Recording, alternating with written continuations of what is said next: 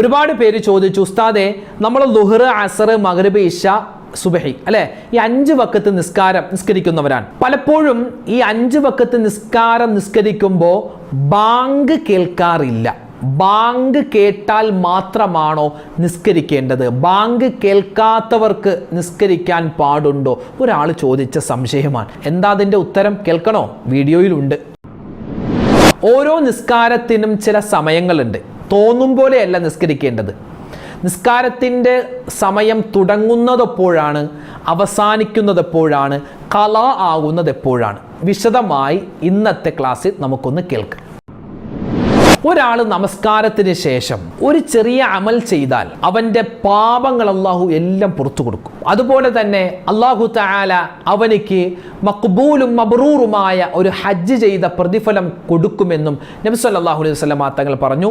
ചെറിയൊരു കാര്യമാണ്, നിസ്കാരത്തിന് ശേഷം മുടങ്ങാതെ നമ്മളിത് ചെയ്താൽ വലിയ നേട്ടമാണ്. ഏതാണ് ആ കാര്യം? ഇൻഷാ അല്ലാഹ് കേട്ടോ. എല്ലാ നിസ്കാരത്തിലും നമ്മൾ മറന്നു പോവാതെ 7 കാര്യങ്ങൾ അള്ളാഹിനോട് ചോദിക്കണം. ഏതൊക്കെയാണ് ആ 7 കാര്യങ്ങൾ? അതിൻ്റെ അർത്ഥം എന്താണ്?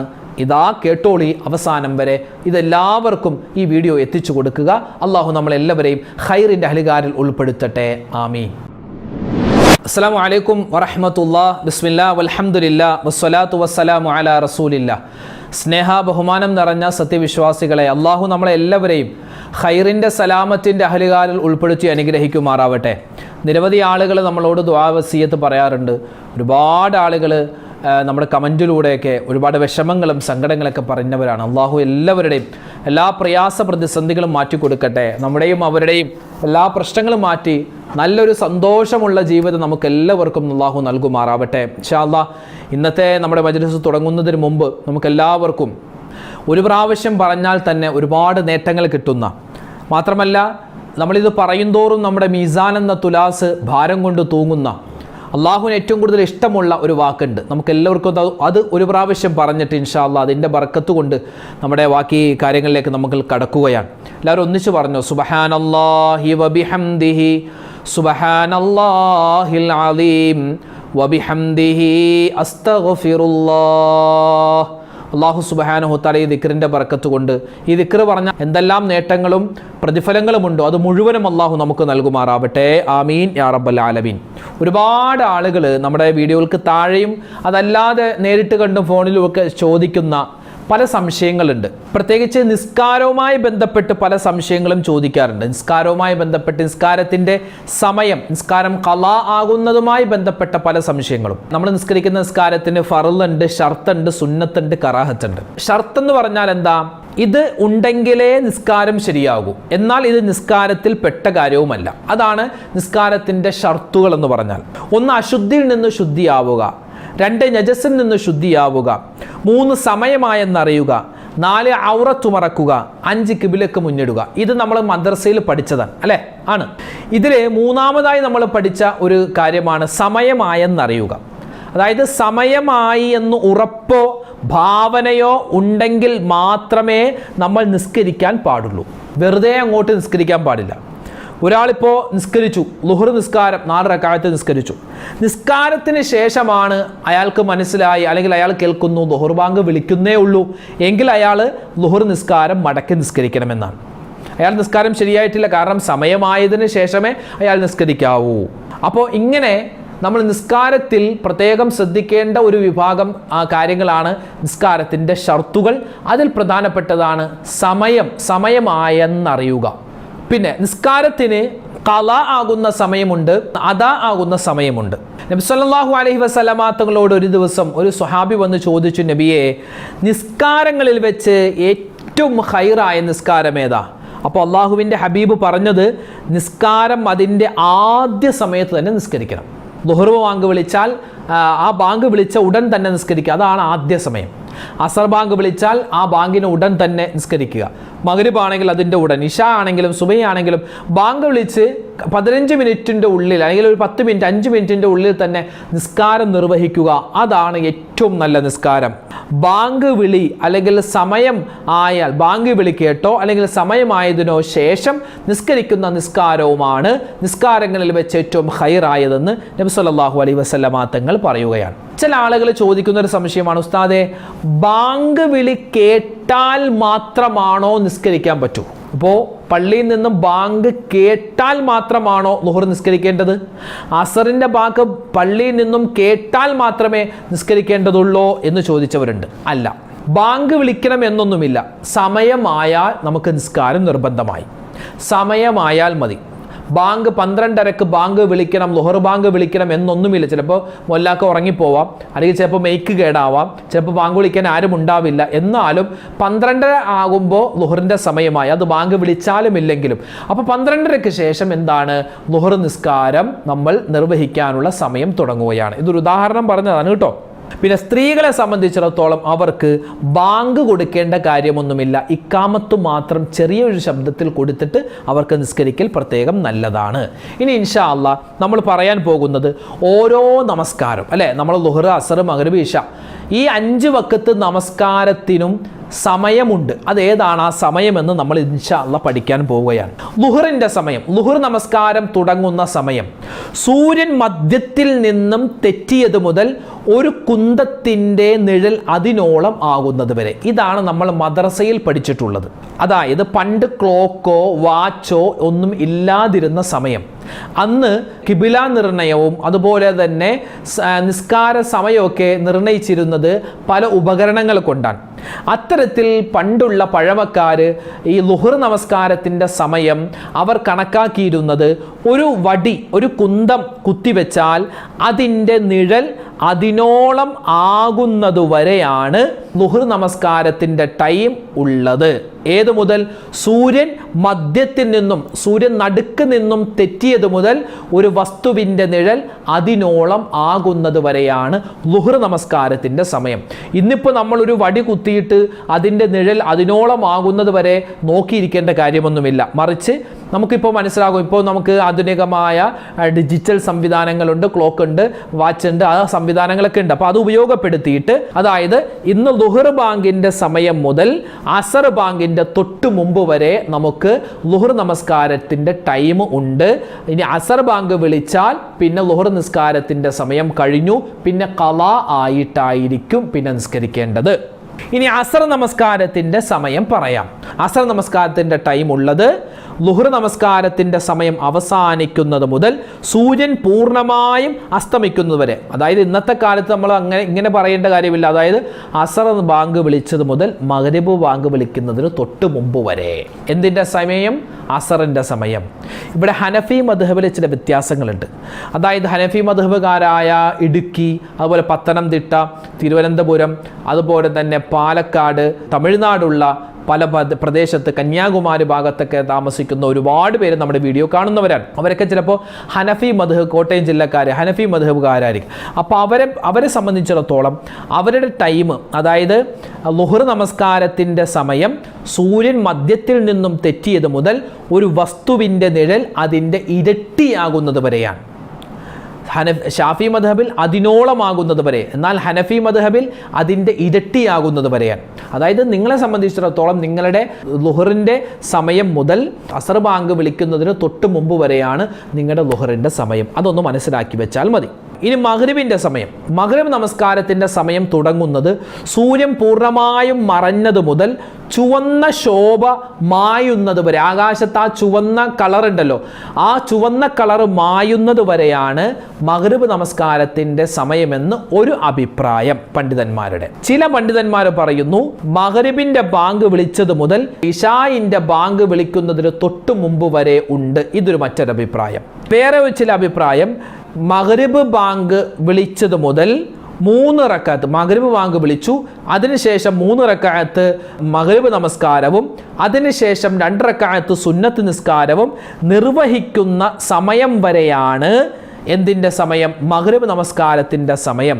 എന്നാലും ഏറ്റവും അഫ്ളലായ ഈ പറയപ്പെട്ട നിസ്കാരങ്ങളിലേക്ക് ഏറ്റവും അഫ്ളലായ സമയം എന്ന് പറഞ്ഞാൽ ഏറ്റവും ശ്രേഷ്ഠമായ സമയം ആ നിസ്കാരത്തിൻ്റെ ബാങ്ക് വിളിച്ചതിന് തൊട്ടുടനെയാണ്. ഇപ്പോൾ ളുഹർ നമസ്കാരത്തിൻ്റെ ഏറ്റവും ഹൈറായ ഒരു സമയം ളുഹർ ബാങ്ക് വിളിച്ചതിൻ്റെ തൊട്ടുടനെയാണ്.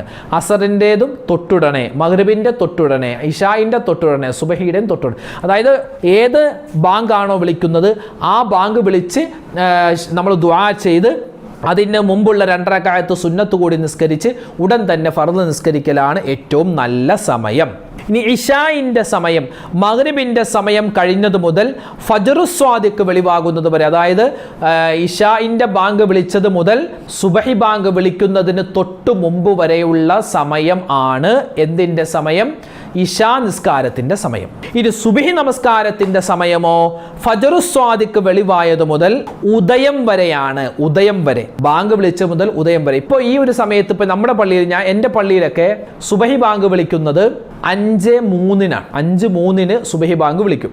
ഏകദേശം 6:20 ആകുമ്പോൾ, 6:15 കഴിഞ്ഞ് 6:20 ആകുമ്പോൾ സൂര്യൻ ഉദിക്കും. അപ്പോൾ സുബഹിയുടെ സമയം എന്ന് പറഞ്ഞാൽ 5:03 ബാങ്ക് വിളിച്ചത് മുതൽ 6:20 സൂര്യൻ ഉദിക്കുന്നത് വരെയാണ് സുബഹി നമസ്കാരത്തിൻ്റെ സമയം.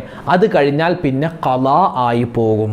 പ്രവാസികളൊക്കെ പ്രത്യേകം ശ്രദ്ധിക്കണം. രാത്രിയൊക്കെ വർക്ക് കഴിഞ്ഞ് വന്ന് ഒരൊറ്റ കിടത്തമാണ്, സുബഹി പലപ്പോഴും നിസ്കരിക്കാറില്ല. പല ആളുകളും പറയാറുണ്ട്, ഉസ്താദ് ഗൾഫിലൊക്കെയാണ്, നല്ല ജോലിയൊക്കെ ഉണ്ട്, പക്ഷേ എന്താണ് സമ്പത്ത് കൈ നിൽക്കുന്നില്ല, ഒരു ബർക്കത്തില്ല. ബർക്കത്തില്ലാത്തതിൻ്റെ കാരണം ഇത് തന്നെയാണ്.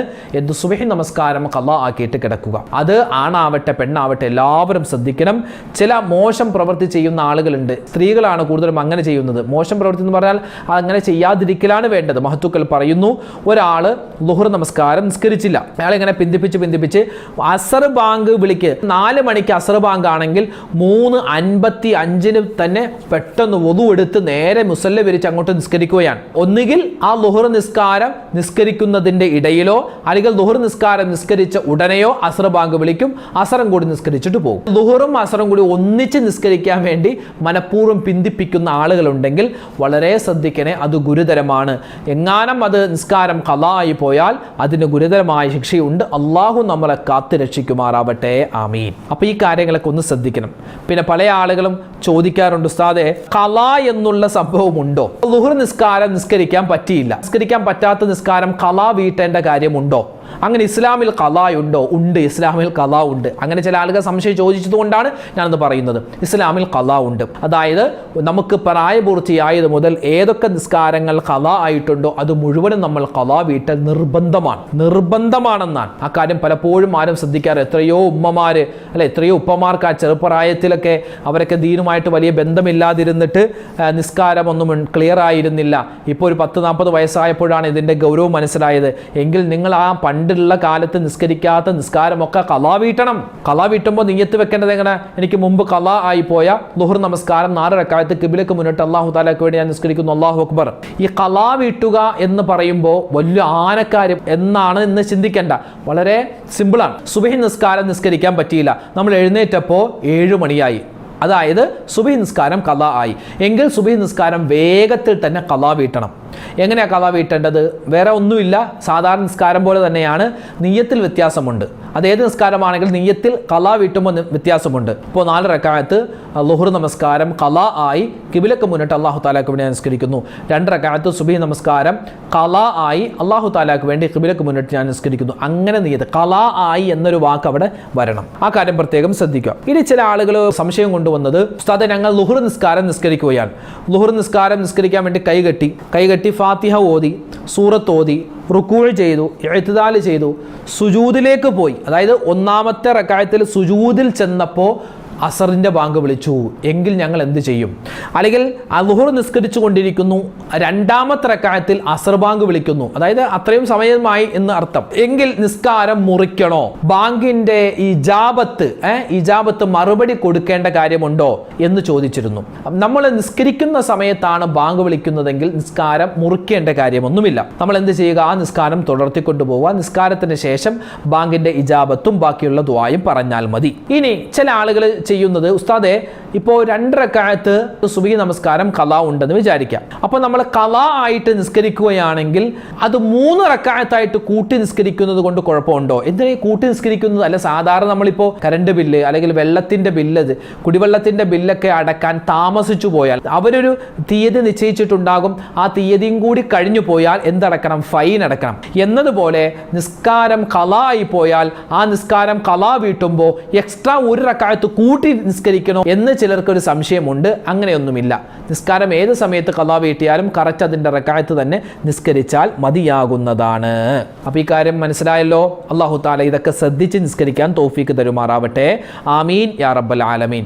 ഇനി നമ്മുടെ ഫർളായ നിസ്കാരം, സുന്നത്തായ നിസ്കാരം, അത് ഖളാ ആയ നിസ്കാരമാവട്ടെ അദാ ആയ നിസ്കാരമാവട്ടെ, ഏത് നിസ്കാരം കഴിഞ്ഞാലും ഒരു മനുഷ്യൻ സുബ്ഹാനല്ലാഹ് 33, അൽഹംദുലില്ലാഹ് 33, അല്ലാഹു അക്ബർ 33, അതുപോലെ തന്നെ ലാ ഇലാഹ ഇല്ലല്ലാഹ് എന്ന ദിക്ർ 10 പ്രാവശ്യം ഇതൊരാൾ ചൊല്ലിക്കഴിഞ്ഞാൽ അവർക്ക് കിട്ടുന്ന പ്രതിഫലം നബി സല്ലല്ലാഹു അലൈഹി വസല്ലമ തങ്ങൾ പറയുന്നു, അവൻ്റെ എല്ലാ തെറ്റുകളും അല്ലാഹു പുറത്തു കൊടുക്കും. എത്രത്തോളം? മിസ്ലു സബദുൽ ബഹർ, കടലിൻ്റെ നുരയോളം തെറ്റുകൾ ചെയ്തിട്ടുണ്ടെങ്കിലും കടലിലുണ്ടാകുന്ന നുര അതിനനുസരിച്ചാണ് അവൻ തെറ്റുകൾ ചെയ്തെങ്കിലും അള്ളാഹു അവനിക്ക് പുറത്തു കൊടുക്കുമെന്ന് മുത്തുനബി സല്ലല്ലാഹു അലൈഹി വസല്ലം. മാത്രമല്ല അവനിക്ക് പരിപൂർണമായ ഹജ്ജത്തൻ മഖ്ബൂല വ മബ്റൂറ, അവനിക്ക് പരിപൂർണമായ മഖ്ബൂലായ മബ്റൂറായ ഒരു ഹജ്ജിൻ്റെ പ്രതിഫലം കൂടി അള്ളാഹു തരുമെന്ന് നബി തങ്ങളുടെ ഹദീസിൽ കാണാം. എന്താ ചെയ്യേണ്ടത്? എല്ലാ ഫർളായ സുന്നത്തായ നമസ്കാരങ്ങൾക്ക് ശേഷം, പ്രത്യേകിച്ച് ഫർള് നമസ്കാരങ്ങൾക്ക് ശേഷം 33 പ്രാവശ്യം സുബ്ഹാനല്ലാഹ്, 33 പ്രാവശ്യം അൽഹംദുലില്ലാഹ്, 33 പ്രാവശ്യം അല്ലാഹു അക്ബർ, 10 പ്രാവശ്യം ലാ ഇലാഹ ഇല്ലല്ലാഹ് എന്ന ദിക്റും കൂടി പറയാൻ മറക്കരുത്. പിന്നെ ഏത് നിസ്കാരത്തിലും നമ്മൾ സുജൂദിൻ്റെ 2 സുജൂദുകളുടെ ഇടയിലുള്ള ഇരുത്തമുണ്ടല്ലോ, ആ 2 സുജൂദുകളുടെ ഇടയിലുള്ള ഇരുത്തത്തിൽ നമ്മൾ പറയുന്ന ഒരു 7 കാര്യമുണ്ട്. അത് നമ്മൾ ഇൻഷാ അല്ലാഹ് ഇന്ന് തന്നെ അതിൻ്റെ അർത്ഥമൊക്കെ ഒന്ന് മനസ്സിലാക്കിയിട്ട് നാളെ മുതൽ നിസ്കരിക്കുന്ന സമയത്ത് ഈ ഒരു ദുആ പറയുമ്പോൾ ഈ അർത്ഥമൊക്കെ നമ്മുടെ മനസ്സിലേക്ക് വന്നിട്ട് നല്ല ആത്മാർത്ഥതയോടുകൂടി വേണം പറയാൻ. 7 കാര്യങ്ങളാണ് നമ്മൾ ചോദിക്കുന്നത്. എന്താ? നമ്മൾ ഓരോ സുജൂദിൻ്റെയും ഇടയിലുള്ള ഇരുത്തത്തിൽ നമ്മൾ പറയുന്നു, റബ്ബി ഗുഫിർലി വർഹംനി വജ്ബുർനി വർഫഅനി വർസുഖ്നി വഹ്ദിനി വആഫിനി. അല്ലേ? 7 കാര്യം. റബ്ബി ഗുഫിർലി വർഹംനി വജ്ബുർനി വർഫഅനി വർസുഖ്നി വഹ്ദിനി വആഫിനി. 7 കാര്യം ചോദിക്കുന്നുണ്ട്. എന്താ ചോദിക്കുന്നത്? അല്ലാഹുവേ, എൻ്റെ പടച്ചവനെ, എൻ്റെ പാപങ്ങൾ നീ പുറത്തു തരണേ അല്ലാ, എനിക്ക് നീ കരുണ ചെയ്യണേ അല്ലാ, എൻ്റെ ന്യൂനതകൾ നീ പരിഹരിച്ചു തരണേ അല്ലാ, എന്നെ നീ ഉയർത്തണേ അല്ലാ, എനിക്ക് നീ ആഹാരം തരണേ അല്ലാ, എന്നെ നീ നേർവഴിയിലാക്കണേ അല്ലാ, എനിക്ക് നീ സൗഖ്യം നൽകണേ അല്ലാ. പടച്ച റബ്ബേ, നമുക്ക് ദുനിയാവിലും ആഖിറത്തിലും ഖബറിലും മഹ്ശറയിലും വേണ്ട എല്ലാ കാര്യങ്ങളും നമ്മൾ ചെറിയൊരു ദുആയിൽ ഉൾപ്പെടുത്തിയിരിക്കുകയാണ്. ഈ ഒരു ദുആ നമസ്കാരത്തിൽ അല്ലാത്ത സമയത്ത് നമുക്ക് പറയാം. ഏതാണ് 7 കാര്യം? റബ്ബി ഗുഫിർലി വർഹംനി വജ്ബുർനി വർഫഅനി വർസുഖ്നി വഹ്ദിനി വആഫിനി. ഒന്നുകൂടി എല്ലാവരും ഒന്നിച്ച് പറഞ്ഞേ, ഒന്നിച്ചൊന്ന് പറഞ്ഞേ. റബ്ബി ഗുഫിർലി വർഹംനി വജ്ബുർനി വർഫഅനി വർസുഖ്നി വഹ്ദിനി വആഫിനി. ഈ 7 കാര്യം ഒരിക്കലും നമ്മൾ മറന്നു പോകരുത്. ചില ആളുകൾ ഒന്നാമത്തെ സുജൂദിൽ നിന്നും എഴുന്നേറ്റിരുന്നു, ഒരൊറ്റ പോക്കാണ്. അവിടെ ഈ ഒരു ദുആ പറയാനൊന്നും പലപ്പോഴും ആളുകൾ മെനക്കെടാറില്ല. പക്ഷേ ഈ ദുആയിൻ്റെ അർത്ഥം മനസ്സിലാക്കിയാൽ നമ്മൾ ഒരിക്കലും പിന്നെ ഇത് ഒഴിവാക്കൂല. വല്ലാത്ത ശ്രേഷ്ഠതയുള്ള ദുആയാണ്. അപ്പോൾ ഇൻഷാ അല്ലാഹ് നമസ്കാരവുമായി ബന്ധപ്പെട്ട് നമ്മൾ ശ്രദ്ധിക്കേണ്ട ചില കാര്യങ്ങൾ നമ്മൾ പറഞ്ഞിട്ടുണ്ട്. അതുപോലെ നിസ്കാരം ഖളാ ആകുന്നതുമായി ബന്ധപ്പെട്ട കാര്യങ്ങൾ, പിന്നെ നിസ്കാരത്തിന് ശേഷം ഒരു കാര്യം ചെയ്താൽ എന്താണ് പ്രതിഫലം? അല്ലാഹു തആല അവൻ്റെ പാപങ്ങളൊക്കെ പുറത്തു കൊടുക്കുമെന്നാണ്. മാത്രമല്ല ഒരു മനുഷ്യൻ അവൻ 7 കാര്യങ്ങൾ ഒരിക്കലും നിസ്കാരത്തിൽ മറന്നു പോവാതെ അള്ളാഹിനോട് ചോദിക്കണമെന്നാണ്. അതൊക്കെയാണ് നമ്മൾ പറഞ്ഞത്. ഈ പറഞ്ഞ കാര്യങ്ങളൊക്കെ ജീവിതത്തിൽ അമൽ ചെയ്യാൻ എനിക്കും നിങ്ങൾക്കും അള്ളാഹു തൗഫീക്ക് തന്ന് അനുഗ്രഹിക്കുമാറാവട്ടെ. ഹലാലായ മുറാദുകൾ അള്ളാഹു ഹാസിലാക്കട്ടെ. വേദനകളും വിഷമങ്ങളും സങ്കടങ്ങളും ദുഃഖങ്ങളും അള്ളാഹു മാറ്റിത്തരുമാറാവട്ടെ. എല്ലാ പ്രതിസന്ധികളിൽ നിന്നും അള്ളാഹു നമുക്ക് ഖൈർ നൽകട്ടെ. ആമീൻ യാ റബ്ബൽ ആലമീൻ. അസ്സലാമു അലൈക്കും വറഹ്മത്തുള്ളാഹി തആല വബറകാതുഹു.